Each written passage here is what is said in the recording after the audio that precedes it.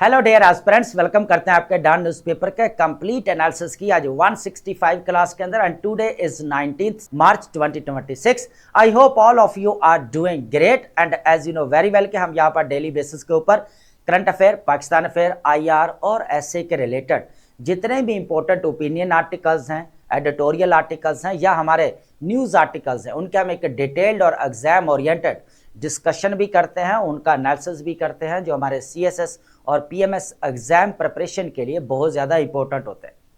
Dear aspirants, जो हमारा don newspaper का एनालिसिस रहने वाला है फॉर द होल ईयर रहेगा 2026। जितने भी हमारे एस्पिरेंट्स हैं वो अपने सीएसएस 2027 के लिए और जितने भी हमारे पीएमएस एस्पिरेंट्स हैं, चाहे केपी के हैं, बलूचिस्तान के हैं, सिंध के हैं, पंजाब के हैं, तो वो भी अपने इन न्यू डेवलपमेंट्स को, न्यू अपडेट्स को कवर कर सकते हैं, बशर्त यह है कि नोट्स मेकिंग। हमारा पर्पस एक ही है कि यहाँ पर आपके एनालिटिकल एबिलिटी और एनालिटिकल अप्रोच को यहाँ पर डेवलप करना। अब क्वेश्चन ये है कि हम कैसे करेंगे। देखिए, हम यहाँ पर different types of topics at the same time discuss करते हैं, जिसके अंदर आपका इकोनॉमी के रिलेटेड भी हो सकता है, वॉर एंड कॉन्फ्लिक्ट के रिलेटेड भी हो सकता है, फॉरेन पॉलिसीज़ के रिलेटेड भी हो सकता है, चाहे फॉरेन पॉलिसी पाकिस्तान की है या नेबरिंग कंट्रीज़ की है या वेस्ट की है, तो उनको भी हम इंक्लूड करते हैं।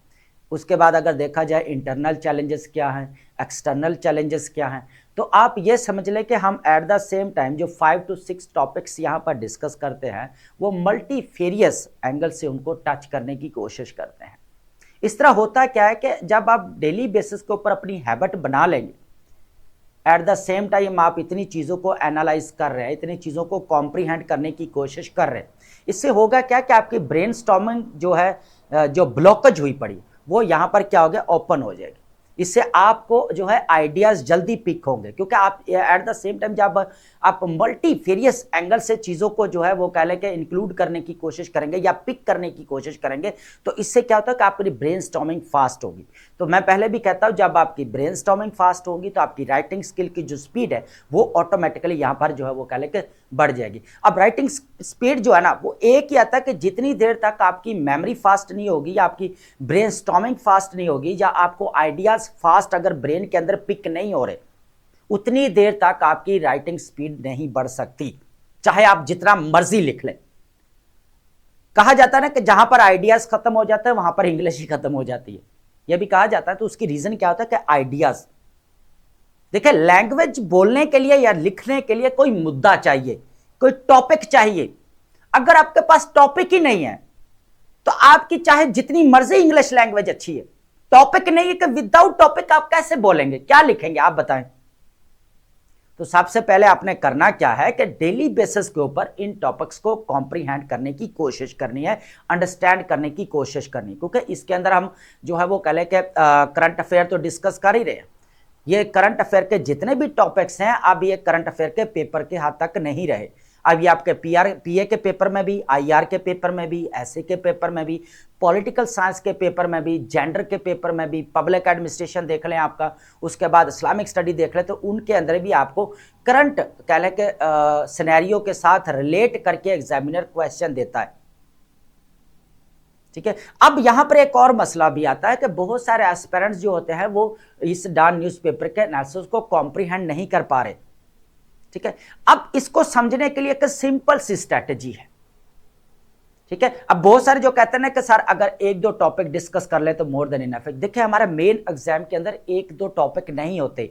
हमारे उधर अगर 4 क्वेश्चंस अटेम्प्ट कर रहे हैं या हम 5 अटेम्प्ट कर रहे हैं मेन एग्जाम के अंदर हमारा पीएमएस के, तो वहां पर आप देखिए कि आप मल्टीफेरियस आइडियाज को पिक करते हैं। ठीक है।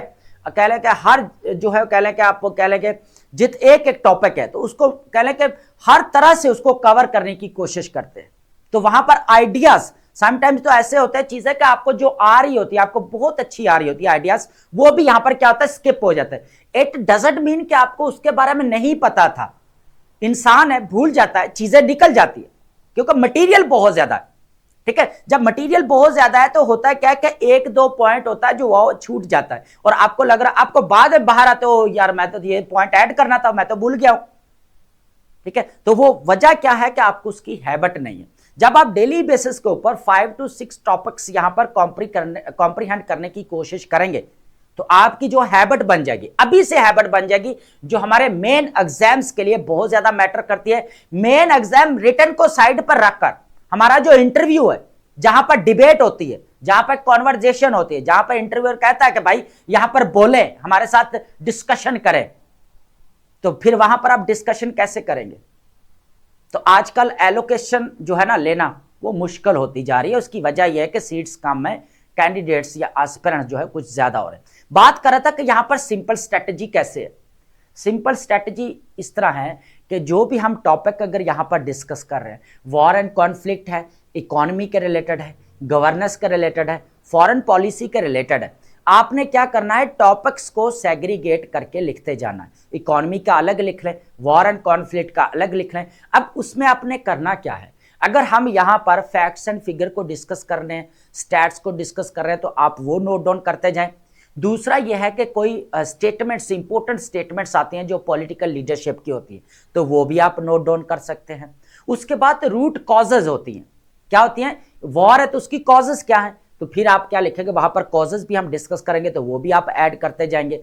चैलेंजेस हैं, इश्यूज हैं, वो भी आप अपने बुलेट पॉइंट के अंदर, जिस तरह आपको जो है ईजी लगता है, ठीक है, तो आपने उस तरह ऐड करते जाना है। उसके बाद सबसे इंपॉर्टेंट चीज है रेमेडीज, सजेशंस, और उसके बाद क्या होता है कि आपके रिकमेंडेशन भी आप समझ सकते हैं, तो वो आप क्या करते हैं, वो भी आप ऐड करते जाएंगे, ठीक है। क्योंकि इधर जो भी हम डिस्कशन करते हैं वो एक्सपर्ट है आपके सारे, ठीक है, उनको कह लें कि एक्सपीरियंस है, तो वो जो भी यहाँ पर recommendation, for example Ishrat Hussain साहब हैं या मलिया लोधी साहिबा है यहाँ पर, तो उनके कोई अगर यहाँ पर हम भी तो उनका यहाँ पर रेफरेंस देते ही है ना मेन एग्जाम के अंदर, कि मलिया लोधी साहिबा का अकॉर्डिंग ये बात हुई, ये चीज डिस्कशन की गई, ये रेमेडीज है, ये सजेशंस है, ये कॉजेस है, ये फैक्ट्स एंड फिगर्स है, तो आप वो चीजें ऐड करते जाएंगे। अब डेली बेसिस, जब आप डेली बेसिस के ऊपर टॉपिक को खुद ही सेग्रीगेट करते जाएंगे तो आपके ब्रेन के अंदर बॉक्सेस बन जाएंगे। बजाय इसके कि आप उसको एक ग्राउंड बनाएं पूरे ब्रेन को, आपने उसको क्या करना है, बॉक्सेस, अलग अलग बॉक्सेस बनाने हैं। और बॉक्सेस किस तरह बनेंगे, जिस तरह आप सेट करेंगे ना अपने पेजेस, जिस तरह आप सेग्रीगेट करेंगे टॉपिक को, इसी तरह भी आपके ब्रेन के अंदर बॉक्सेस बनते जाएंगे, ठीक है। फॉर एग्जांपल इकोनॉमी वाला बॉक्सेस अलग बन जाएगा, भाई इसके अंदर ये चीजें हैं, और वॉर एंड कॉन्फ्लिक्ट वाला ये चीजें, ठीक है जी, ये इसके, फिर आप कनेक्ट करेंगे कि इकोनॉमी, वॉर एंड कॉन्फ्लिक्ट का जो इंपैक्ट है, नेगेटिव इंपैक्ट, वो इकोनॉमी के ऊपर कैसे पड़ा, ठीक है, कैसे पड़ रहा है। तो अब इस तरह जो है फिर आप क्या करेंगे, उनको कनेक्टिविटी कर सकते हैं उनकी आपस के अंदर, ठीक है। तो सबसे पहले आप क्या करेंगे, डेली बेसिस के ऊपर टॉपिक्स को सेग्रीगेट करेंगे, अलग अलग लिखेंगे, और देन जो है फिर आपका जो मिक्स वाला करने वाला जो इश्यू है, आपको कहते हैं चीजें मिक्स हो जाती है, वो फिर जब आप सेग्रीगेट करेंगे तो आपकी मेमोरी भी उसी तरह फिक्स होती जाएगी और प्रैक्टिस होती रहेगी। देखिए, मेमोरी को अगर ठीक करना है, तो ब्रेन स्टॉर्मिंग अगर डेवलप करनी है, एनहांस करनी है, आइडियाज को जल्दी पिक करना, तो उसके लिए प्रैक्टिस, बात करते हैं ना, practice makes a man perfect, है ना, वही बात करते हैं कि प्रैक्टिस, राइटिंग स्किल क्या मांगते हैं आपकी, बार बार प्रैक्टिस रिक्वायर है, उसको भाई लिखना है। इसी तरह अगर मेमोरी को ठीक कर, सबसे पहले देखिए राइटिंग प्रैक्टिस को तो लिख ही रहे हैं, लेकिन उससे पहले आपको अपनी मेमोरी ठीक करनी पड़ेगी। आपके बेसिक कॉन्सेप्ट्स क्लियर होने चाहिए, आपको नॉलेज होना चाहिए, आपके पास अच्छी ओपिनियन होनी चाहिए, और अच्छी opinion without knowledge, without basic concept clear होने के बगैर आप नहीं दे सकते, ठीक है। इसके अलावा जितने भी एस्पिरेंट्स है, बी पॉजिटिव होकर, बी ऑनेस्ट होकर, लाइक, कमेंट एंड शेयर लाजमी किया करें। अब चलते हैं अपने टॉपिक्स की तरफ, लेकिन टॉपिक्स को डिस्कस करने से पहले हम डेली बेसिस के ऊपर एक आध स्टेटमेंट को लाजमी डिकोड करते हैं, जो हमारे सीएसएस के या पीएमएस के ऐसे के पेपर के पॉइंट ऑफ व्यू से काफी इंपॉर्टेंट रहती है। तो आज की जो हमारे पास यहां पर स्टेटमेंट रहने वाली काफी इंपॉर्टेंट है, वॉल्टेयर ने बेसिकली ये स्टेटमेंट कही है। लेकिन एक चीज और भी बताना चाहूंगा कि डेली बेसिस के ऊपर जो है ना लिटरेरी या फिलोसफिकल स्टेटमेंट डीकोड या उसको डीकंस्ट्रक्ट करने का फायदा भी होता है। मैं आपको भी एक चीज सजेस्ट करूंगा यहां पर कि आप डेली बेसिस के ऊपर एक टॉपिक, चाहे आप ऐसे के पेपर के अंदर लिटरेरी स्टेटमेंट को डीकोड ना करें, फिलोसफिकल ऐसे को चाहे आप अटेम्प्ट ना करें, लेकिन लिटरेरी स्टेटमेंट को, फिलोसफिकल स्टेटमेंट को डेली बेसिस के ऊपर अपनी ब्रेनस्टॉर्मिंग इनहैंस करने के लिए, आइडियाज को जल्दी पिक करने के लिए लाजमी प्रैक्टिस किया करें दोस्तों। एक पेज उठाएं और पेज के अंदर आप क्या करेंगे, यहां पर फॉर एग्जांपल अपना यहां पर सर्कल लगाएं और टॉपिक लिख ले कोई भी है। जब फॉर एग्जाम्पल है होप है ना, आपका hope is the strongest driving force, ठीक है। तो अब यहां पर आप आर्गूमेंट्स लिखते जाएंगे अपन, ठीक है, क्या क्या है, ठीक है, होप से क्या हो सकता है, एग्जाम्पल्स क्या हो सकती हैं, फिर सारी चीजें जब आप लिखेंगे तो फिर क्या होता है, इससे आपका ब्रेन जो ब्लॉकेज हुआ पड़ा है ना वो ओपन होगा, ठीक है। जब वो ओपन होगा तो आप चीजें मल्टीफेरियस एंगल से क्या करेंगे, डिस्कस करेंगे, आइडियाज को पिक करेंगे, मल्टी फैसेटेड आइडियाज को आप क्या करेंगे, पिक करेंगे। इससे क्या होगा, आपकी ब्रेन स्टॉर्मिंग फास्ट होगी। एट द सेम टाइम आप बहुत सारे आइडियाज को यहां पर क्या कर सकते हैं, उनको पिक कर सकते हैं, उनको कनेक्ट कर सकते हैं यहां पर आपस के अंदर, ठीक है। ये बहुत इंपॉर्टेंट चीज है। अब बात करते हैं यहां पर इंपॉर्टेंट स्टेटमेंट है, इसको डीकोड करते हैं। वॉल्टेयर क्या कहते हैं, बहुत इंपॉर्टेंट है, आप स्टेटमेंट को अपने समझना है। देखिए वो कह रहा है कि if you want to know who controls you, अगर तुम जानना चाहते हो कि तुम्हें कौन कंट्रोल कर रहा है तो समझना, अब look at who you are not allowed to criticise. देखें कि आप किसके ऊपर क्रिटिसाइज नहीं कर सकते, या आपको किसके ऊपर क्रिटिसाइज करने की इजाजत ना हो। Are you getting my point? कि आप ये देखें, अगर आप देखना चाहते हैं कि हमें कौन कंट्रोल कर रहा है तो सबसे पहले तो ये देखें कि भाई जिसके बारे में हम क्रिटिसाइज नहीं कर रहे, या हमारे पास ताकत ही नहीं है कि हम उसको क्रिटिसाइज कर रहे हैं, कुछ भी AYZ कुछ भी है ना, तो आप अगर उसको क्रिटिसाइज नहीं कर सकते, आपके पास पावर नहीं है, तो इसका मतलब है वो आपको कंट्रोल कर रहा है। फॉर एग्जाम्पल इंडिविजुअल लेवल के ऊपर देखते ताकि आपको चीजें समझ में आ जाए, ठीक है। अब हो क्या रहा है कि बचपन में क्या होता है, हमें सबसे ज्यादा डर किससे लगता है, अपने पेरेंट्स से लगता है, तो हम अपने पेरेंट्स को क्रिटिसाइज नहीं कर सकते, ठीक है। लेटर ऑन अगर बात की जाए तो वो अलग बात है, डिबेट होती है, डिस्कशन भी होती है, सारी चीजें, लेकिन बचपन भी की बात कर रहे हैं, चाइल्डहुड ना, तो फिर क्या होता है कि आप अपने पेरेंट्स को जो है वो क्या कर सकते हैं, यहां पर क्रिटिसाइज नहीं कर सकते, ठीक है। उससे होता क्या, फिर क्या होता है, आप इसका मतलब कौन आपको कंट्रोल कर रहा है, यहां पर आपके पेरेंट्स। डायरेक्टली इनडायरेक्टली बोल रहा हूं, हालांकि कंट्रोल का वर्ड यूज नहीं करना चाहिए, वो हमारे अच्छे के लिए होता है, उनकी एक रिस्पॉन्सिबिलिटी है कि उन्होंने हमारे अच्छे के लिए सब चीजें ट्रेनिंग या तरबियत करनी होती है, वो सारी चीजें हम जो है समझाने के लिए आपको बात कर रहा हूं कि आप कभी भी अपने पेरेंट्स के बारे में बात नहीं करें, इसका मतलब है कि वो आपको कंट्रोल कर रहे हैं। इसी तरह कोई भी एंटिटी है, अगर आप उसके बारे में बात नहीं कर सकते और आपको डर लगता है कि भाई इसके बारे में बात नहीं करेंगे, ये कुछ भी हो सकता है।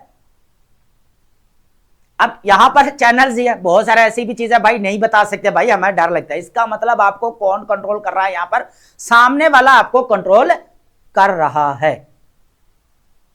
अब हिस्टोरिकल बैकग्राउंड से आप एग्जांपल्स उठाते जाएं, ब्रिटिश की उठा लें सभ्य कॉन्टिनेंट में, यार बाकी रेवोल्यूशंस को दूर रखें, वॉर्स को दूर रखें, आप यहां पर आप उठा लें।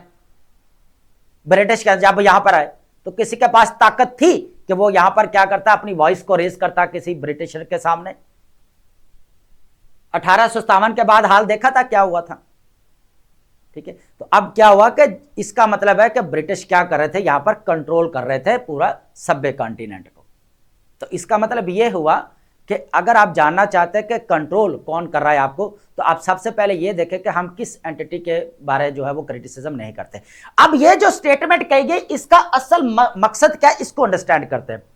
देखिए क्रिटिसिज्म बहुत ज्यादा मैटर करता है। क्या होता है यहां पर, दूसरी साइड देख रहे हैं, क्रिटिसिज्म बहुत ज्यादा मैटर करता है। जितनी देर आप क्रिटिसिज्म या तनकीद नहीं करेंगे, इजहार राय नहीं देंगे, ठीक है, ओपिनियन नहीं देंगे, तो इसका मतलब है जो पावर है उसके अंदर इम्बैलेंस हो जाता है, उसका तवाजन जो होता है ना पावर का, वो यहां पर क्या होता है, उसका तवाजन बिगड़ जाता है। तो क्रिटिसिज्म बहुत ज्यादा इंपॉर्टेंट है। पॉजिटिव क्रिटिसिज्म होना चाहिए, भाई ये चीज ऐसे नहीं है तो इस तरह होनी चाहिए, इस तरह नहीं तो इस तरह होनी चाहिए, कुछ चीजें ऐड हो जानी चाहिए, कुछ इस तरह होनी चाहिए, तो ये भी है। अब यहां पर डिपेंड करता है कि आप क्रिटिसिज्म किस सेंस में कर रहे हो, ये मैटर करता है अब आपके ऊपर कि आप बैलेंस अप्रोच के साथ क्रिटिसिज्म कर रहे हो, हार्श टाइप जो है वो कह ले कि बहुत ज्यादा सख्त तनकीद कर रहे हो, कुछ नेगेटिव या मनफी तनकीद कर रहे हो, कुछ पॉजिटिव या मुस्बत तनकीद कर रहे हो, ये आपके ऊपर डिपेंड करता है। तो क्रिटिसिज्म बहुत ज्यादा इंपॉर्टेंट चीज है। जितनी देर आप क्रिटिसिज्म नहीं करेंगे तो चीजों का जो असल ब्यूटी है ना, ओरिजिनलिटी अगर आप कहते हो, वो निखर कर सामने नहीं आएगी। तो क्रिटिसिज्म बहुत ज्यादा मैटर करता है, बेसिकली ये चीज भी है। तो अब चलते हैं हमारे लेक्चर की तरफ, वन बाय वन जो है टॉपिक्स को डिस्कस करते हैं। डेली बेसिस के ऊपर हमारा पास मुद्दे तो कुछ सेम ही होते हैं, लेकिन उनका एनालिसिस हमारा डिफरेंट रहता है। ठीक है, आपको भी पता है कि हमारा मुद्दा आजकल एक ही चल रहा है भाई, वॉर को लेकर है, यूएसए इजराइल, और उसके बाद यहां पर ईरान वाला मैटर चल रहा है। बहुत संगीन सूरत हाल है यहां पर, कंडीशन है, और फोकस हमारा रहता है पाकिस्तान के हमारे जो है वो पॉलिसी मेजर्स क्या होने चाहिए, किस तरह जो है इस सिचुएशन, इस क्रिटिकल सिचुएशन के अंदर पाकिस्तान अपने आप को लेकर चल सकता है। उसके अलावा भी अगर देखा जाए एजुकेशन के रिलेटेड भी कर रहे हैं, एआई के रिलेटेड भी आ जाते हैं, तो उनको भी हम डिस्कस करते हैं, फूड के रिलेटेड आ जाते हैं, डिप्लोमेसी के रिलेटेड आ जाता है, फॉरेन पॉलिसी के रिलेटेड सारी चीजें आ जाती है। अब वन बाय वन डिस्कस करते हैं। सबसे पहले हमारे पास जहां पर टॉपिक रहने वाला ना, ये आज बहुत इंपॉर्टेंट है, मुद्दा एक ही है आज, मुद्दा जो हमारे वाले पास रहने वाला है स्टेट ऑफ हॉर्मुज को, मुद्दा एक ही है। अब इसके अंदर एनालिसिस डिफरेंट है। डेली बेसिस के ऊपर हम जो भी स्टेटमेंट देखें, ईरान के मैटर को लेकर अगर हम डिस्कशन कर रहे हैं ना, तो डेली बेसिस के ऊपर हम कोई ना कोई न्यू डेवलपमेंट्स को ऐड करते हैं। ठीक है, प्रीवियस चीजें भी रिपीट करते हैं, इसलिए रिकॉल करते हैं ताकि हम कनेक्ट कर सकें, ताकि आप जो नोट्स मेकिंग अगर कोई कर रहा है, अब तो कर नहीं रहे ना, आप जीनियस भी तो है ना, लास्ट में ढूंढते फिरेंगे आप, फिर हम यहां पर बोलेंगे सर पीडीएफ शेयर कर दे, पीडीएफ शेयर, और भाई पीडीएफ शेयर करवाना है तो लाखों भरे पड़े हैं यार, जाकर कर ले, जाकर पढ़ ले, यहां पर बेचे भी जा रहे हैं, बेच भी लोग, तो यहां पर जाकर परचेज कर ले भाई, सीधी सी बात।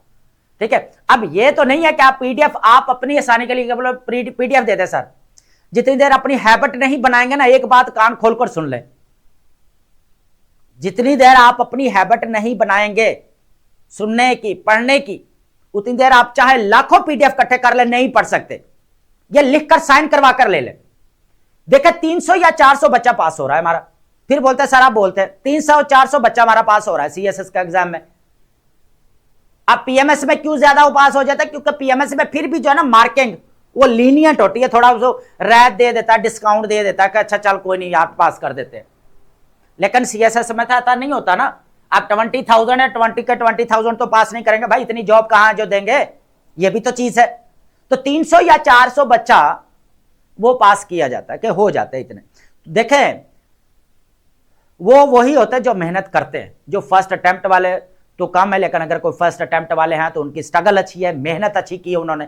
ठीक है, उसके बाद कोई सेकंड अटेम्प्ट वाले तो उनके पास फर्स्ट एक्सपीरियंस है, अपनी वीकनेसेस से लड़ते हैं, उनको जांचते हैं कि हमारे साथ वीकनेसेस कौन कौन सी, उनके ऊपर काम करते हैं। ठीक है, अपने कंफर्ट जोन से बाहर आए। इन शॉर्ट में बताना चाहूंगा कि अपने कंफर्ट जोन से बाहर आए। अगर आप सोच रहे हैं कि सर हम डेली बेसिस के ऊपर एक टॉपिक ले रहे हैं या हमारी जो वो हैबिट नहीं है, आप पीडीएफ शेयर कर दो, तो ऐसा कुछ भी नहीं होगा। पीडीएफ वाला मामला नहीं है, जाएं, आपके पास हजारों पड़े हैं रिसोर्सेज, आप उठा सकते हैं, डिस्कशन करें, डिबेट करें। हाँ, कहीं पे आपको समझ नहीं आ रही, कहीं पे इश्यू आ रहा है, तो आपको कमेंट करने में शर्म आती है, मुझे क्लियर ये चीज तो बताएं।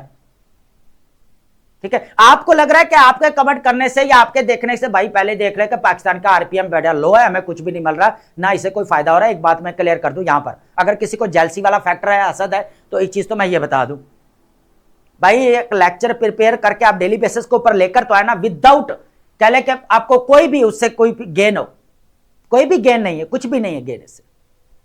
तो आप क्या करें, डेली बेसिस के ऊपर जो है चीजों को कवर करें, अंडरस्टैंड करने की कोशिश करें। ठीक है, तो अब शॉर्टकट मत मारें, मेहनत करें, स्ट्रगल करें, बहुत इंपॉर्टेंट है। सबसे पहले हमारे पास रहेगा अ ग्लास ऑफ नेपोलियन, चीजें दूर चले जाती है, आपको समझानी पड़ती है। देखें अब मुद्दा एक ही है, स्टेट ऑफ हॉर्मुज है, लेकिन यहां पर दो चीजें इंपॉर्टेंट डिस्कस की गई है, एक तो स्वेज कनाल और दूसरा पनामा कनाल, दो। अब यहां पर geopolitics and vulnerability of the global choke point. Choke points means क्या होता है, जरा कमेंट में बताइएगा जरा, चोक पॉइंट्स क्या होते हैं। चले बता ही देते हैं, आपने क्या बताना, आपको तो वैसे ही शर्म आएगी, पूछते हुए भी शर्म आएगी कि कहीं ये नहीं यार इसको चौक पॉइंट का नहीं पता। चौक पॉइंट बेसिकली बोला जाता है नैरो पैसेज को। ठीक है, तंग रास्ता होता है जहां पे आपके पूरा शिपिंग गुजरते हैं, यहां पर शिप्स वगैरह गुजरते हैं और उनको इजीली कंट्रोल किया जा सकता है, उनको रोका जा सकता है। फॉर एग्जांपल आपका स्टेट ऑफ हॉर्मुज है या बाबुल मंदीब आपका जैसे है, तो ये हमारे पास क्या रहेंगे, यहां पर जो है वो चौक पॉइंट्स हमारे पास रहेंगे।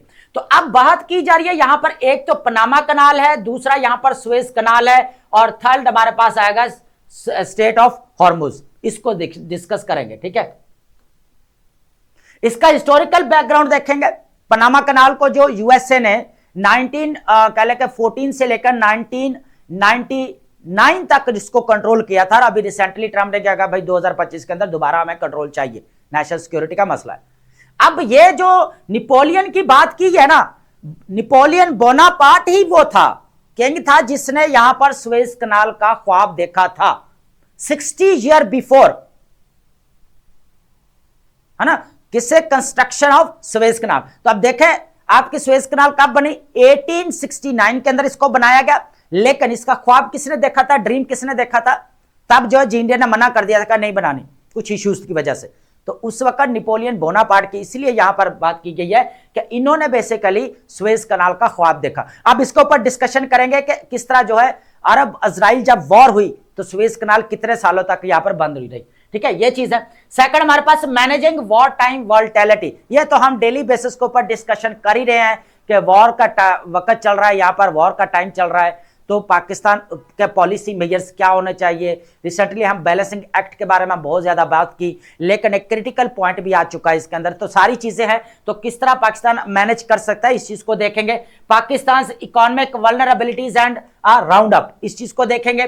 थर्ड हमारे पास है वॉर्स हंगर टोल। देखें यहां पर हम बात तो कर रहे हैं ना इकोनॉमी की, ग्लोबल ऑयल सप्लाई के ऊपर, यहां पर नेगेटिव इंपैक्ट की बात कर रहे हैं, आप चेक कर ले जहां पर यही बात मिलेगी। लेकिन सबसे ज्यादा जो स्वेयर जो है या नेगेटिव इंपैक्ट जो हमें देखने को मिल रहा है वो मिल रहा है हमें जो है ग्लोबल फूड के ऊपर, फूड इनसिक्योरिटी यहां पर देखने को मिल रही है। यहां पर जो है कह ले के जो यूएन का फूड प्रोग्राम, उन्होंने कुछ यहां पर चीजें कही हैं, कुछ फैक्ट्स एंड फिगर डिस्कस किए, स्टैट्स डिस्कस किए, उनको भी यहां पर ऐड करेंगे। ये हमारे पास बेसिकली एडिटोरियल आर्टिकल्स है, ठीक है, जो ऑफिशियल होती है।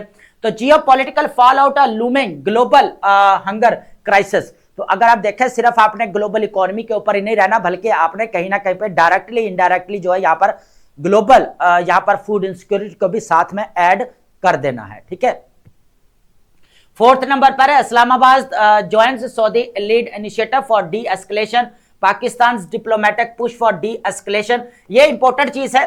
देखे पाकिस्तान इतने दिन से आप बात कर रहे हैं कि डिप्लोमेटिक जो है ना वो बैलेंसिंग एक्ट होना चाहिए, तो पाकिस्तान अपना रोल प्ले कर रहा है।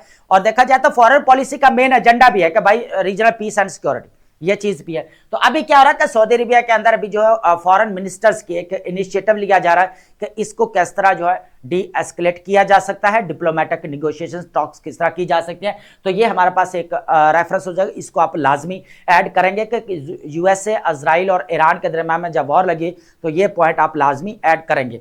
उसके बाद है फिफ्थ नंबर पर है USA efforts against terrorism in the spotlight for after Kent exit and anti war stance divides counter terrorism leadership, इस चीज को देखेंगे बेसिकली। और जो अभी नेशनल काउंटर टेररिज्म सेंटर था वहां पे जोसेफ कैंट, उन्होंने यहाँ पर रिजाइन कर दिया। आप ऑलरेडी यहाँ पर पॉडकास्ट के अंदर सुन चुके होंगे या न्यूज के ऊपर सुन चुके होंगे, लेकिन यहाँ पर इनके डिस्कशन करेंगे, थोड़ा सा जोसेफ कैंट के बारे में देखने की कोशिश करेंगे, किस तरह इनकी वाइफ जो है उनकी डेथ हुई 2019 के अंदर जो है वो तो ये भी सारी चीजें ऐड करने वाले नेक्स्ट सारे डिटेल के साथ डिस्कशन करेंगे। और उसके बाद इनकी जो स्टांस रहा है ईरान को लेकर वो क्या रहा है, इसकी भी स्टेटमेंट को देखेंगे। और एक और चीज जो तुलसी गबाड़ हमें देखने को मिलती है उनकी आप देखेंगे नेक्स्ट बहुत सारी, अभी देखें नेक्स्ट जो न्यूज आने वाली है, जितने भी हमारे न्यूज पेपर होंगे या जितने भी है, तो एक जो तुलसी गबाड़ ने जो स्टेटमेंट्स दी है वो बहुत इंपॉर्टेंट है। तुलसी गबाड़ बेसिकली जो है यूएसए के नेशनल इंटेलिजेंस जो है वो सरबराह है, उन्होंने बेसिकली यहाँ पर दी है, तो वो भी डिस्कशन में नेक्स्ट डे जो है उसी में आएगा। ठीक है, लेकिन उसका आज आर्टिकल था उसको ऐड नहीं किया, लेकिन नेक्स्ट डे उसको ऐड कर लेंगे, तो उनकी क्या स्टेटमेंट है उसको भी देखेंगे। यहां पर लास्ट में हमारे पास वोकैब रखी है, और वोकैब हम लाजमी डिस्कस करते हैं। वोकैब का पर्पस एक ही होता है कि आपने वोकैब बैंक बनाना है, जो आप बैंक बैलेंस बनाते जा रहे हैं। तो वोकैब बैंक इसलिए बनाना है कि हमारे राइटिंग स्किल के अंदर हम जब टॉपिक उठाएं कोई भी, तो टॉपिक के रिलेटेड हम वर्ड्स, टर्मिनोलॉजीज और जॉर्गन्स को जो है वो यूज कर सकते हैं टॉपिक के रिलेटेड। जब आपके पास बहुत सारी वोकैब होगी तो आप इजीली पिक कर सकते हैं, रेलिवेंट वोकैब उसमें से एक्सट्रैक्ट कर सकते हैं। इससे ये फायदा होता है, एक्सप्रेशन भी ठीक होता जाएगा, मोल्ड करके स्टेटमेंट का जो मसला आ रहा है वो भी ठीक हो जाएगा, डिस्कोर्स आपका ठीक हो जाएगा, रेपिटेशन वाला मामला है वो भी ठीक हो जाएगा। तो ये सारी चीज़ें मैं डिटेल के साथ ऑलरेडी बता चुका हूँ, तो फिर जो है इतनी मैं फिर भी बता देता हूँ ताकि न्यू एस्पिरेंट जो हमारे साथ एंगेज हो रहे हैं उनको पता होना चाहिए। अब चलते हैं, फर्स्ट हमारे पास रहने वाली है ग्लास ऑफ नेपोलियन, इसको देखते हैं, यहां पर अंडरस्टैंड करने की कोशिश करते हैं।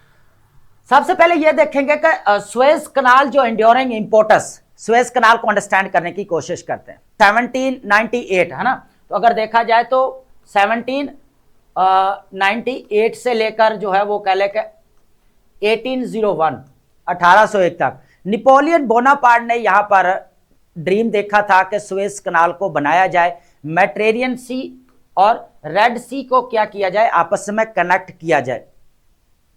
लेकिन यहां पर फिर उनके इंजीनियर्स थे जो डोमेस्टिक, उन्होंने कहा कि भाई नहीं बना, तो कुछ रीजंस कॉजेस की वजह से इसको नहीं बनाया गया। लेकिन आफ्टर 60 ईयर्स, कब? आफ्टर 60 ईयर्स के बाद इसको दोबारा जो है वो इस ख्वाब को पूरा किया गया। और इस ख्वाब को जो पूरा करने वाले थे वो कौन थे? यहां पर बेसिकली फेर्डिनेंड डी लेसप थे। उन्होंने इस ख्वाब को कब पूरा किया? 1869 के अंदर, 1869 के अंदर, ठीक है, जिसके ऑलमोस्ट लेंथ की अगर बात की जाए तो 160 ऑलमोस्ट प्लस किलोमीटर है। आप कमेंट के अंदर उसको लाजमी बताएंगे अगर आपको पता है तो। ऑलमोस्ट 169 है या इतना है, ठीक है। तो अगर देखा जाए तो फिर इस ख्वाब को किसने पूरा किया? यहां पर नेपोलियन बोनापार्ट ने, ठीक है। अब चलो ख्वाब तो पूरा हो गया, यहां पर नेपोलियन बोनापार्ट का लेसन कर लिया। अब फिर क्या हुआ? इसके ऊपर मैटर आया गमाल जो अब्दुल नसर है, इजिप्ट के, जो हमें देखने को मिल रहे थे। उन्होंने क्या किया यहां पर लीडरशिप ने कि इसको 1956 के अंदर इसको क्या किया? नेशनलाइज कर दिया गया। अब जब इसको बनाया किस लिए गया था यह भी लाजमी बताइएगा कमेंट के अंदर कि सुएज कनाल को क्यों बनाया गया था, ठीक है। अगर आपको पता है तो कमेंट के अंदर लाजमी बताइए, दो चीजें तो पता है ना, ताकि आपका पता तो चले ना कितनी एंगेजमेंट है। अच्छा, ये देखें कि Egypt lead to the military intervention by Britain, France, Israel. बताएंगे तो नहीं, कमेंट करने में तो आपको वैसे ही शर्म आती है क्योंकि लर्न तो करना नहीं हमने, ठीक है। तो अब देखें यहां पर फिर क्या होगा, जब इसको नेशनलाइज किया गया तो फिर यहां पर ब्रिटिश की तरफ से भी, फ्रांस की तरफ से भी और इजराइल की तरफ से अटैक्स किए गए। क्या किए गए? अटैक्स किए गए, इंटरवेंशन भी देखने को मिली। तो फिर क्या हुआ यहां पर? अवॉल्टेड ओनली बाय यूएसएसआर प्रेशर। तो ये फिर यहां पर रशिया का भी प्रेशर देखने को नहीं मिला था। उसके बाद today it transports 30% of the global shipping containers and significant oil and LNG की बात की जाए तो ये तकरीबन 20% बनता है, ठीक है। इनको मिलाकर बनता है, ऑयल एंड एलएनजी को बनाकर 11 पॉइंट समथिंग जो है ऑयल है और 8% जो है एलएनजी ऑलमोस्ट देखने को मिलते हैं, तो इसको मिलाकर 20। तो अब देखें यहां पर सुएज कनाल को बेसिकली 8 साल तक, कितने? 8 ईयर्स तक, जब अरब इजराइल वॉर होती है, कब? जब अरब इजराइल वॉर होती है, कब? 1967 के अंदर, है ना। तो इनके दरमियान में जब वॉर होती है तो 8 साल तक जो है ये क्या होते हैं, यहां पर जो है सुएज कनाल बंद रहती है, ब्लॉक रहती है, जिस तरह स्टेट ऑफ हॉर्मुज की बात की जा रही है, ठीक है। तो ये तो है हमारे पास सुएज कनाल। अब बात करेंगे यहां पर पनामा कनाल की सेकंड, फिर हम बात करेंगे स्टेट ऑफ हॉर्मुज की, ताकि आपको चीजों की समझ आए। State of Hormuz, Panama canal की बात की जाए तो 1914 से लेकर 1999 तक जो है किसका कंट्रोल रहा है? यहां पर यूएसए का। यूएसए ने कंट्रोल किया भाई पूरा पनामा कनाल। अब पनामा कनाल सबसे पहले अगर देखा जाए तो किसको करा? कैरेबियन सी और पैसिफिक ओशन को क्या करता है? आपस में कनेक्ट करते हैं। यहां तक चीज क्लियर है?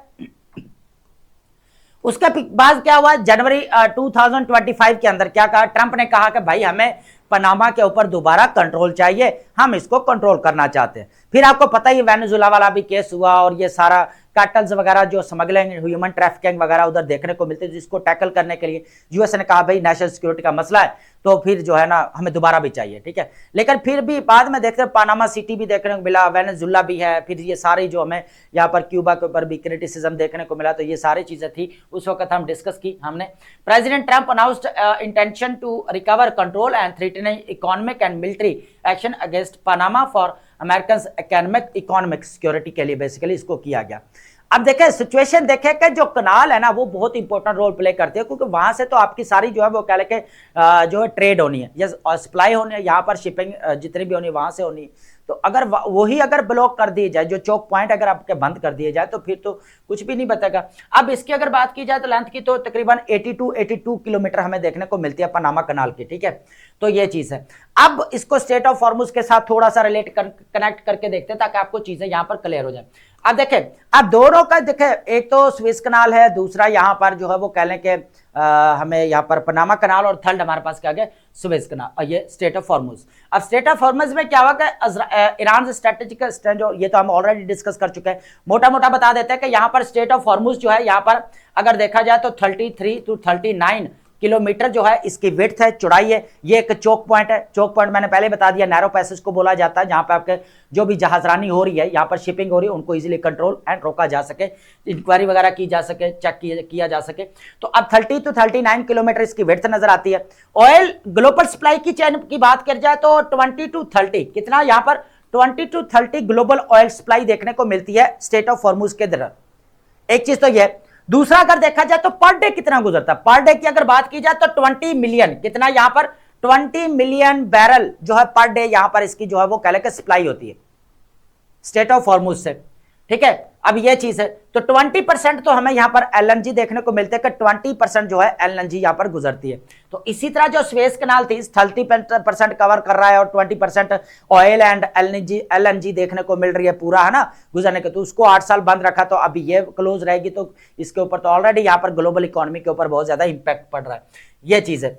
अब यहां पर देखें, ये चीज तो है, हम ऑलरेडी डिस्कस कर रहे। उसके बाद अगर देखा जाए तो ये तो है कि चले यहां पर जो है वो कह ले के ऑयल को भी सबको देखकर यहां पर जो गल्फ स्टेट्स के यहां पर ना जो हमें डीसैलिनेशन जो प्लांट्स हमें देखने को मिल रहा है, जो खारे पानी को मीठे पानी के अंदर कन्वर्ट करते हैं बेसिकली, वो 400 प्लांट्स लगे, उनको बहुत ज्यादा यहां पर खतरा है।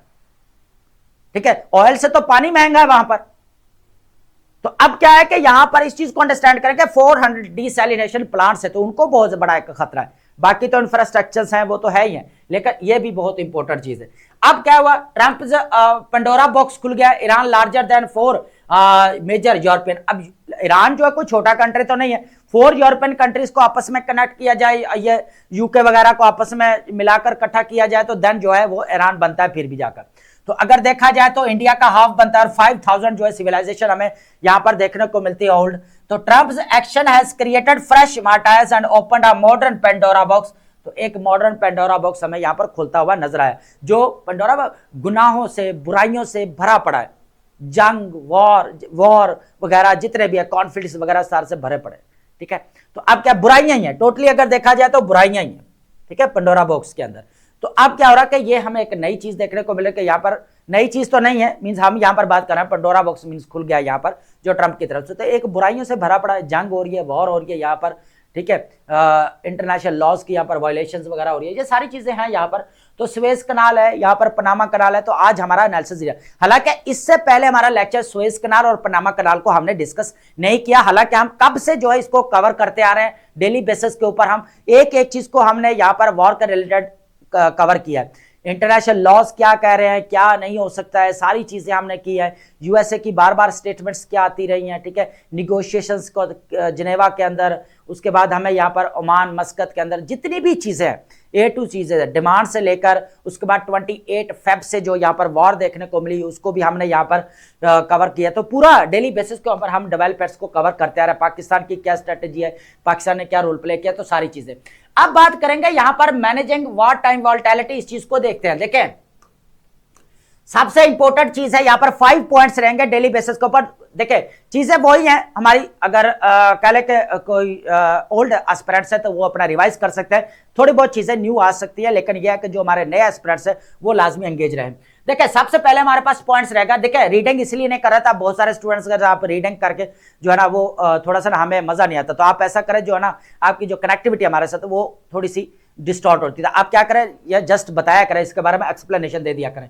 तो सबसे पहले हमारे पास पॉइंट्स क्या रहेगा, oil prices at historic highest. Second point हमारे पास क्या रहेगा, fuel prices caps under strain. ठीक है, उसके बाद थर्ड हमारे पास क्या रहेगा, diesel shortage and fertiliser risk. Fourth number पर क्या है, gulf port closures hit trade hard. ठीक है, और फिफ्थ नंबर पर क्या है, आईएमएफ का प्रोग्राम चल रहा है, उसका प्रेशर है, जियोपॉलिटिकल प्रेशर। ये तीनों पॉइंट बहुत इंपॉर्टेंट है, इनको आपस में देखेंगे, बाकी भी इंपॉर्टेंट है। अब देखें, ऑयल की प्राइसेस की अगर बात की जाए तो दुबई और ओमान जो है क्रूड ऑयल अपना सेल करते हैं। तो करोड़ इन दोनों का अगर देखा जाए तो 150 पर बैरल जो है हमें यहाँ पर डॉलर प्राइसेस हाइक होते हुए नजर आई। उसके बाद इसको जो है कम भी किया गया, $120 तक किया गया। ठीक है, तो जो 2008 से भी ज्यादा अभी देखने को मिला, जब 2008 के अंदर हमें इकोनॉमिक डिप्रेशन देखने को मिला था, इकोनॉमिक क्राइसिस आया था, तो उस वक्त तो अभी उससे भी ज्यादा जो है अभी ऑयल की प्राइसेस यहाँ पर बढ़ चुकी है। अब अगर पाकिस्तान के अंदर बात की जाए तो एडजस्टमेंट, अभी आपको पता है कि 55 रुपीज जो है इंक्रीज की गई। ठीक है, 6 मार्च को इंक्रीज किया गया। तो फिर नेक्स्ट वीक को जो 15 डेज में देखे फ्यूल की प्राइसेस कब यहां पर होती थी, फिक्स होती थी 15 डेज के अंदर, ठीक है। फिर इसको कब किया गया, 7 डेज के अंदर। फिर यहां पर एक्सपर्ट ने यह भी कहा कि आप डेली बेसिस के ऊपर इसकी एडजस्टमेंट करें, अगर कम हो रही है प्राइसेस तो कम करें, अगर बढ़ रही है तो बढ़ाएं, यह चीज भी डिस्कस की गई। तो अब 7 डेज में जो यहां पर देखा गया तो 23 बिलियन रुपी जो हमें यहां पर स्पेंट है ना, जस्ट 7 डेज, जो अभी मेंटेन रखा, जो प्राइसेस यहां पर नहीं बढ़ाई हैं उसकी बात की जाए तो इतना हमें नीचे आना पड़ा।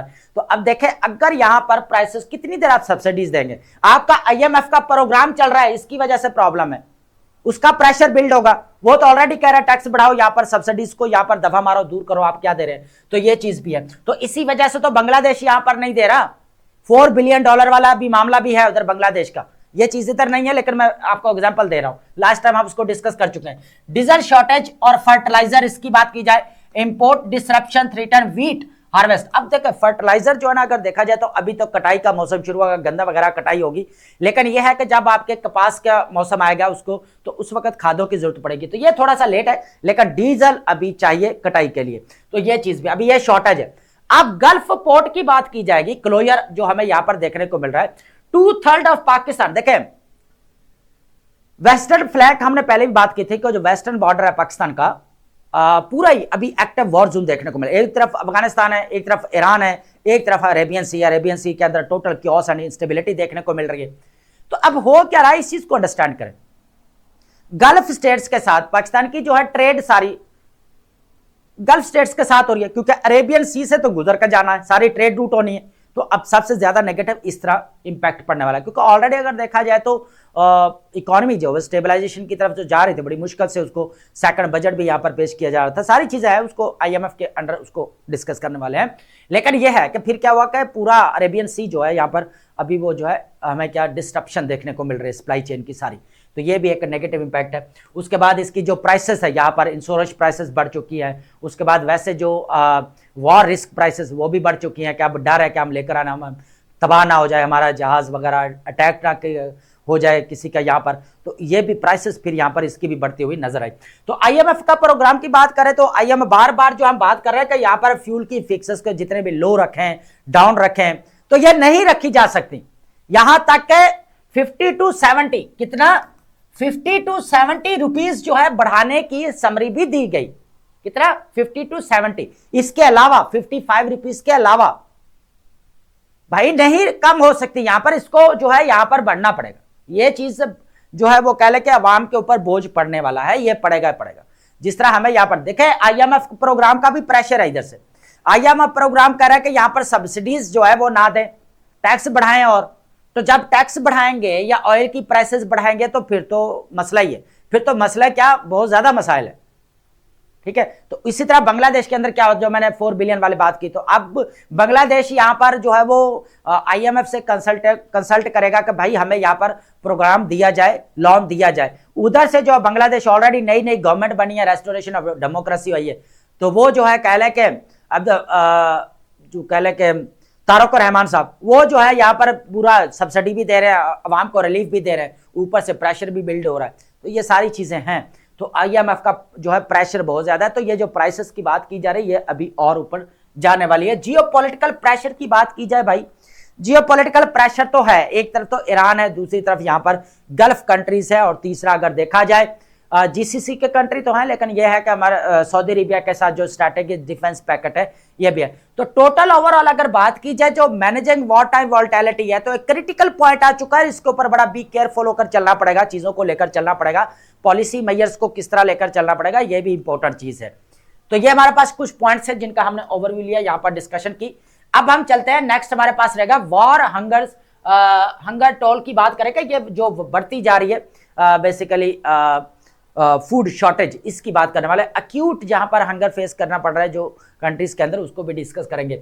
अब क्या रखा जियोपॉलिटिकल फॉलोआउट है लूमिंग ग्लोबल हंगर क्राइसिस की बात करेंगे। यहाँ पर यूएसए इजराइल एंड ईरान की वॉर चल रही है, जिसकी वजह से और रेपरकशन इसके बहुत ज्यादा नेगेटिव पड़ रहे हैं, तो एस्केलेटिंग ग्लोबल हंगर की बात करते हैं। यूएनओ जो वर्ल्ड फूड प्रोग्राम है उसने क्या कहा, ये इंपॉर्टेंट चीज है, इसको आप लाजमी नोट डाउन करेंगे अगर आप नोट डाउन कर रहे हैं तो। Word that an additional 45 million people could face acute hunger if fighting continues through June and exacerbating a crisis that already impacts 319 million जो है ग्लोबली, अगर देखा जाए ग्लोबली लोगों की बात की जा रही है 319 मिलियन लोग जो है यहाँ पर अफेक्ट हो सकते हैं इस क्राइसिस की वजह से। अगर देखा जाए तो 45 मिलियन तो ऑलरेडी हमें देखने को, 4.5 करोड़ लोग तो हमें ऑलरेडी देखने को मिल ही रहे हैं। तो ये भी एक एक्यूट हंगर का सामना कर सकते हैं कि जिस तरह वॉर एंड कॉन्फ्लिक्ट अगर जारी रहते हैं। डिसरप्ट ट्रेड की बात की जाए तो ऑलरेडी आपको पता है यहाँ पर स्ट्रेट ऑफ हॉर्मुज यहाँ पर बंद हो चुकी है, आपकी क्लोज हो चुकी है। ट्रेड रूट्स जो है वो टोटली जो है यहाँ पर हमें क्योस एंड स्टेबिलिटी देखने को मिल रही है। इसी तरह 18% जो है शिपिंग कॉस्ट बढ़ चुकी है, जहाँ हमने रिसेंट अभी पीछे जो आर्टिकल के अंदर डिस्कशन की थी। तो ये पॉइंट्स इंपॉर्टेंट था, ये आप कर ले। रीजन ऑन द ब्रिंक अगर देखा जाए तो इसमें से अगर देखा जाए गजा कितना यहां पर रिसीव कर रहा है, सिर्फ 200 एड ट्रक डेली, सिर्फ 200 ट्रक एड जो मिल रहे हैं अभी पैलेस्टाइन को गजा के अंदर, लेकर जरूरत कितनी है 600 की। ये इंपॉर्टेंट यहां पर फैक्ट्स एंड फिगर है, इसको आप लाजमी नोट डाउन कर सकते हैं। 600 की यहां पर जरूरत है, लेकिन कितना यहां पर दिया जा रहा है, यहां पर 200। अब ये जब आप यहां पर ऐड कर रहे हैं नोट्स मेकिंग के अंदर तो साथ डेट लाजमी डालिएगा कि इस डेट की बात है।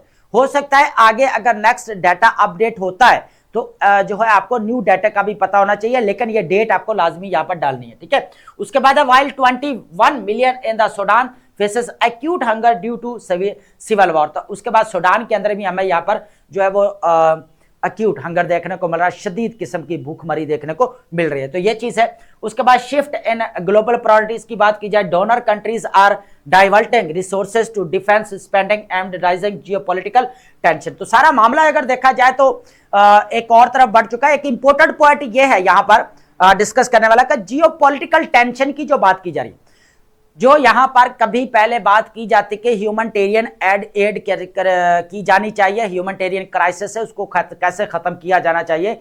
रिसेंट ईयर में अगर आप देखें तो इसके ऊपर डिबेट चलती थी और दोबारा ज्यादातर केस स्टडी होते थे यहाँ पर अफ्रीकन कंट्रीज, नाइजीरिया की बात की जाती थी, चाड की बात की जाती थी, चाड की, और उसके बाद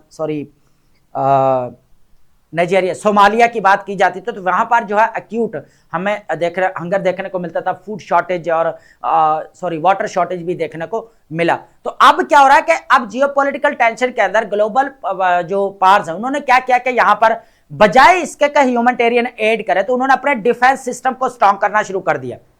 क्या करना शुरू कर दिया? डिफेंस सिस्टम को स्ट्रॉन्ग करना दे भाई, अपने आप को बचाने के ऊपर उन्होंने काम शुरू कर दिया। पहले तो जो ह्यूमैनिटी को बचाया जा रहा था, इंसानियत को बचाया जा रहा था कि कहीं ना कहीं पे एड देकर मामला को सॉर्ट आउट किया जाता था, लेकिन अब वो चीजें नहीं है।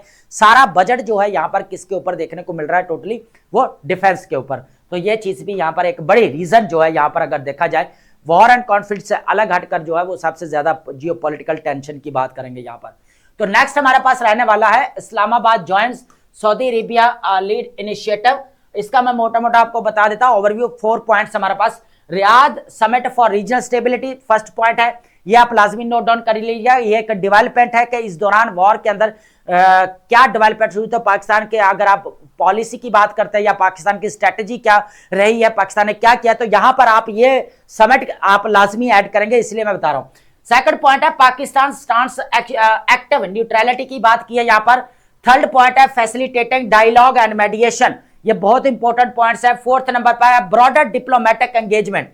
ये 4 पॉइंट्स है और बहुत इंपॉर्टेंट है, इनको आपने लाजमी नोट डाउन करना है कि पाकिस्तान की जो है रीजनल चैलेंजेस आप कह सकते हैं या ग्लोबल चैलेंजेस कह सकते हैं या वॉर एंड कॉन्फ्लिक्ट के रिलेटेड है, तो पाकिस्तान की क्या स्ट्रेटेजी रही है, पाकिस्तान की फॉरेन पॉलिसी क्या रही है, या पाकिस्तान की फॉरेन पॉलिसी का जो डिलेमा है उसको कैसे खत्म किया जा सकता है। तो उनको आपने एज ए केस स्टडी इस समिट को आप ऐड कर सकते हैं कि किस तरह यहां पर facilitating dialogue mediation, Riyadh summit जो हुई है रीजनल स्टेबिलिटी के ऊपर पाकिस्तान की फॉरेन पॉलिसी क्या रहे, और पाकिस्तान एक्टिव न्यूट्रलिटी जो पहले भी देखने को मिली, बैलेंसिंग एक्ट रहा है, टोटली ब्रॉडर डिप्लोमेटिक। अब बात करेंगे समिट की। देखिए रियाद के अंदर 18 मार्च 2026 को यहां पर समिट होती है। बेसिकली जितने भी फॉरेन मिनिस्टर्स की, किसकी, फॉरेन मिनिस्टर्स को यहां पर इकट्ठा किया जाता है। फिर यहां पर डिस्कशन होती है कि भाई डिप्लोमेटिक जो है यहां पर टॉक्स होनी चाहिए, डिप्लोमेटिक सोल्यूशन होना चाहिए, एंड उसके बाद जो है यहां पर डी एस्केलेशन होनी चाहिए। ये बेसिकली मोटिव है। इसका जो भी ऑब्जेक्टिव्स होंगे वो भी हम डिस्कस करेंगे।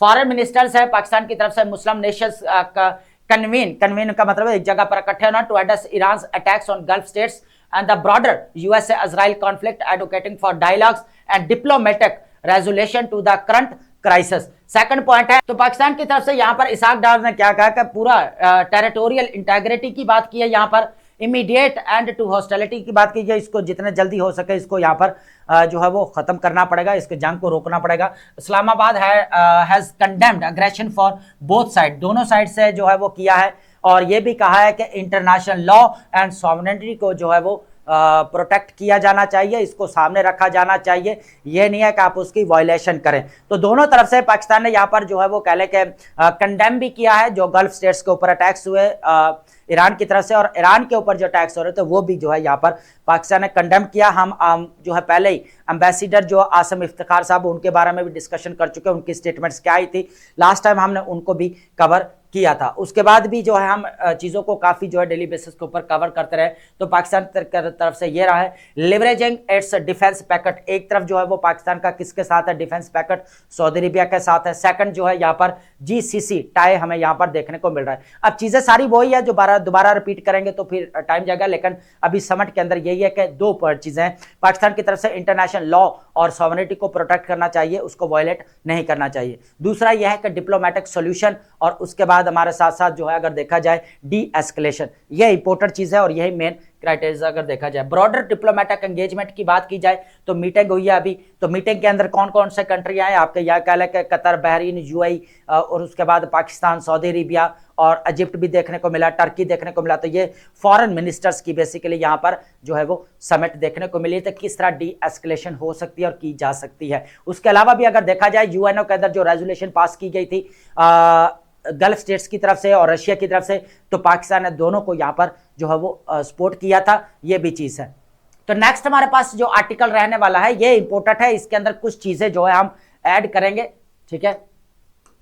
सबसे पहले USA efforts against terrorism in the spotlight after the Kent exit. अब देखें कैंट जो जोसेफ कैंट की बात की जा रही है जिन्होंने एग्जिट मारा। Anti war stance divides counter terrorism leadership, यहां पर देखेंगे कि the resignation of top USA counter terrorism official over his anti war stance and controversial remarks has initiated debate regarding the nature of threats and the stability of critical security operations. सबसे पहले यहां पर थोड़ा सा can't का जो है यहां पर बैकग्राउंड देखेंगे और पर्सनल लॉस क्या हुआ है इसको भी देखेंगे। सबसे पहले उन्होंने कहा है कि जो उनका पर्सनल लॉस हुआ है इस चीज को भी देखेंगे, उनका बैकग्राउंड। जोसेफ कैंट बेसिकली जो है एक ग्रीन बैरेट सिपाही भी रहे, सोल्जर भी रहे, उसके बाद फॉर्मर CIA ऑफिशियल भी रहे हैं, और 11 जो है मिशन के अंदर भी इन्होंने पार्टिसिपेट किया। जोसेफ कैंट की बात कर रहे हैं जो अभी नेशनल काउंटर टेररिज्म सेंटर के जो है चीफ रहे, ठीक है। तो अभी resigned from his role as a national counter terrorism centre chief and he is a gold star husband की बात की जा रही है, ठीक है। And having lost his wife, जो इनकी वाइफ की हम बात कर रहे हैं इन्होंने खो दिया है। USA नेवी जो काम करती थी, क्रिप्टोलॉजिक टेक्नीशियन थी इनकी वाइफ, एंड इन 2019 के अंदर जो है बेसिकली वो मारी गई। And suicide bombings in Syria के अंदर बेसिकली बॉम्ब हुआ, यहाँ पर ब्लास्ट हुआ, तो उनमें इनकी वाइफ भी जो है वो चल बसी। तो वहां पर फिर जो है इन्होंने कहा, क्रिटिसाइज करते हुए कहा कि भाई ये तो इजराइल की वजह से ऐसा हुआ, मेरी वाइफ भी वहां पर डेथ हुई तो ये इजराइल की वजह से, कुछ चीजें ये भी आई यहाँ पर सामने, तो ये इनके बारे में था। और सेकंड पॉइंट जो इनके बारे में ये देखने को मिल रहा है, कंट्रोवर्शियल एंटी वॉर एडवोकेसी क्या था। जोसेफ कैंट ने कहा resignation stemmed from its belief that the war in Iran manufactured by Israel, तो ये भी कहा जा रहा है कि भाई ये इजराइल की तरफ से तैयार की गई, इस तरह के रिमार्क्स देखने को मिल रहे हैं। And served no American benefits, और अमेरिका कोई फायदा नहीं हो रहा अमेरिका को, ठीक है, इससे नुकसान ही हो रहा। तो अगर देखा जाए तो अभी USA को बहुत बड़ा लॉस भी सामना करना पड़ रहा है, बहुत सारा नुकसान भी हो रहा है यहाँ पर। तो served no American benefits, he alliance with make America great again, तो ये मेक अमेरिका ग्रेट अगेन के भी मेंबर है यहाँ पर, इस चीज के भी anti war factions, and has previously run for Congress and Donald Trump endorsement. अगर देखा जाए तो 2022 के अंदर एंड 24 के अंदर इन्होंने इलेक्शन वगैरह लड़ा, सारी चीजें हुई, इनको ट्रंप की तरफ से हमायत भी हासिल थी, लेकिन ये फिर जो है वो नहीं इसको ज्वाइन नहीं कर सके। अब इंपॉर्टेंट यहाँ पर जो नेक्स्ट इनको जो टैकल करने के लिए बात की गई, इनको डिफेंड करते हुए जो आर्गुमेंट्स है वो भी देखेंगे। एक्सट्रीमिस्ट एसोसिएशन और backlash, his past action including call with the holocaust denier Nick Fuentes हमें देखने को मिल रहा है, lead to the opposition from groups like anti defamation league. तो इन्होंने जो ये जो एंटी डिफेमेशन लीग है, इन्होंने भी यहाँ पर इसकी ऑपोजिशन में रहे, इन्होंने भी मुखालफत की इसकी, जॉन कैंट की, यहाँ पर जोसेफ कैंट की, and his departure was met with relief by some officials and who deemed his views to extremely for such a critical position. तो उन्होंने कहा कि कुछ ने ये भी कहा कि अच्छा हुआ ये चला गया तो हमारी जान छूट गई, तो कुछ ने ये भी यहाँ पर कहा। तो ये जोसेफ कैंट थे। तो इनका इंटेलिजेंस कम्युनिटी की अगर बात की जाए, रिस्पॉन्स ने फॉर्मर जो यहाँ पर नेशनल काउंटर टेररिज्म सेंटर के निकोलस रेजिम्यूसिन ने क्या कहा या रेफ्यूटेड कांट। उन्होंने कहा कि भाई कांट के जो यहाँ पर स्टेटमेंट्स है, स्टांस है, उसको बिल्कुल जो है वो क्लेम किया कि यहाँ पे नो इमिनेंट इरानियन थ्रेट, जो यहाँ पर जोसेफ कांट ने कहा था कि कोई इरानियन थ्रेट नहीं था, ये बेसिकली यहाँ पर चीज देखने को मिल रही है। लेकिन निकोलस रेजिम्यूसिन ने क्या कहा यहाँ पर, इस क्लेम को यहाँ पर जो है वो बिल्कुल रेफ्यूट कर दिया, उसे रिजेक्ट कर दिया कि clearing that eminence is not always black and white. तो ये हमेशा से कोई ब्लैक सफ़ेद या स्याह के दरमियान में मैटर नहीं रहा। जब भी जो है अगर यूएसए ने हमला किया तो कोई ना कोई चीज़ तो यहाँ पर लाजमी होगी। तो अब यहाँ पर एक और चीज़ भी बात की गई है जो बेसिकली हमें यहाँ पर तुलसी गबार्ड की जो बात कर रहे थे, जो नेशनल इंटेलिजेंस की सरबराह हैं, उनकी जो स्टेटमेंट है वो बहुत इंपॉर्टेंट है और नेक्स्ट लेक्चर में हम उसको लाजमी डिस्कस करेंगे अगर हमारा ऊपर उसके ऊपर आर्टिकल्स आता है तो, ठीक है। तो ये चीज भी है। तो ये इंपॉर्टेंट स्टेटमेंट थी। बताने का मतलब ये है कि जोसेफ कांट जो एक कह ले हाई रैंक ऑफिशियल जो हमें नजर आते हैं नेशनल काउंटर टेररिज्म सेंटर के चीफ भी रहे, तो उनको बारे में ये बेसिकली और उनका क्या स्टांस है, तो ये आप जब क्वेश्चन अटेम्प्ट कर रहे होंगे तो फिर आप इनकी स्टेटमेंट्स वगैरह और ये सारी चीजें जो है आप ऐड करते जाएंगे करंट अफेयर के पेपर के अंदर। नेक्स्ट हमारे पास अब रहने वाली वोकैब को हम लाजमी जो है डिस्कस करते हैं वन बाय वन, जो इसको देखते हैं जी। वर्ड हमारे पास क्या रहेगा, क्लीव्ड। क्लीव्ड मींस क्या होता है, स्प्लिट और डिवाइडेड इनटू पार्ट्स। क्या होता है, हिस्सों में तकसीम कर देने को बोला जाता है, डिवाइड करने को बोला जाता है बेसिकली। अडेयर्ड स्ट्रांगली, तो इसका सिनोनिम क्या बनेगा, सिमिलर मीनिंग हमारे पास स्प्लिट या सेवर्ड आप कह सकते हैं, डिवाइड कर देना, टुकड़ों में तकसीम कर देना।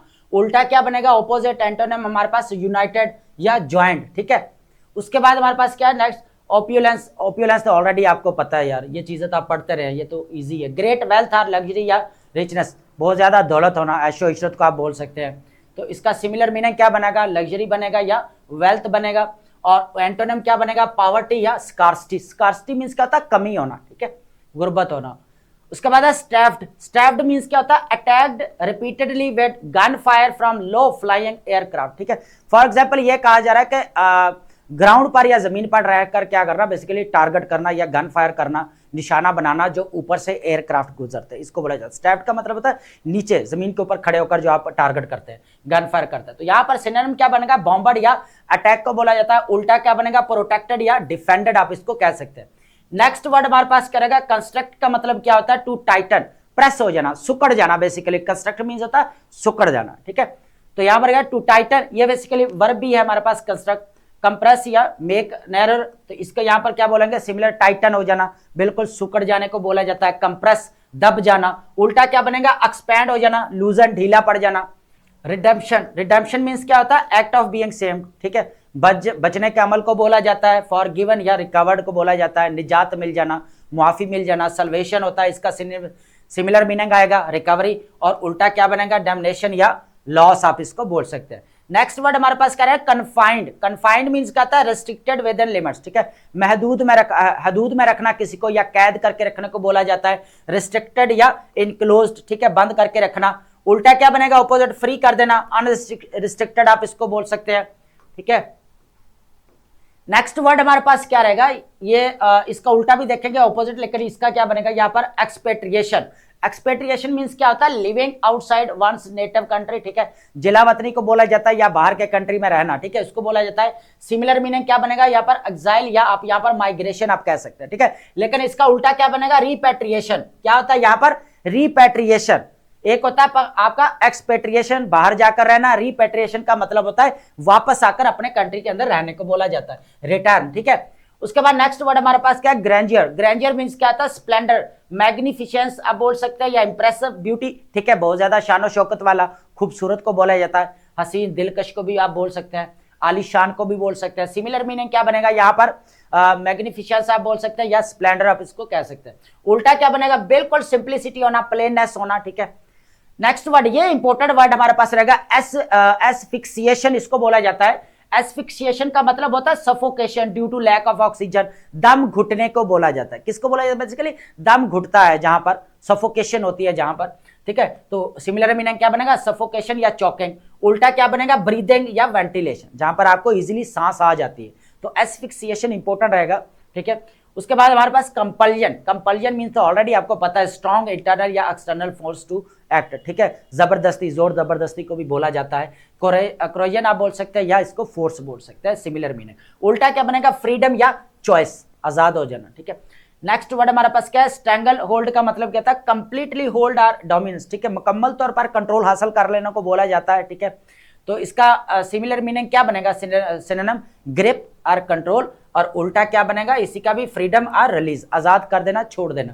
वर्ड हमारे पास क्या रहेगा, एग्जॉर्बिटेंट। एग्जॉर्बिटेंट मींस क्या होता है, अनरीजनेबली हाई प्राइस बोला जाता है, हद से ज्यादा महंगे को बोला जाता है, ठीक है। प्राइसेस आर डिमांड, ठीक है। एक्सेसिव या ओवर प्राइस, सिमिलर मीनिंग बनेगा। उल्टा क्या बनेगा, चीप एंड रीजनेबल, ठीक है।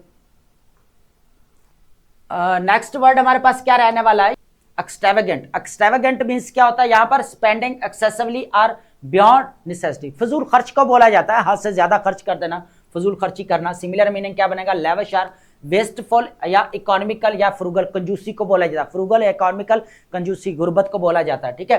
नेक्स्ट वर्ड हमारे पास करके बडिंग। बडिंग मींस क्या होता है, बिगिनिंग टू डेवलप और ग्रो, तरक्की होने का इब्तदाइया हिस्सा या इब्तदाइया मरहले को बोला जाता है, ठीक है। तो क्या बनेगा, इमर्जिंग और डेवलपिंग, इसका सिमिलर। और उल्टा क्या बनेगा, डिक्लाइनिंग या फेडिंग, ठीक है, डिक्लाइन कर जाना, ज़वाल पजीर हो जाना। तो आई होप आपने लेक्चर अंडरस्टैंड किया होगा, and thank you so much.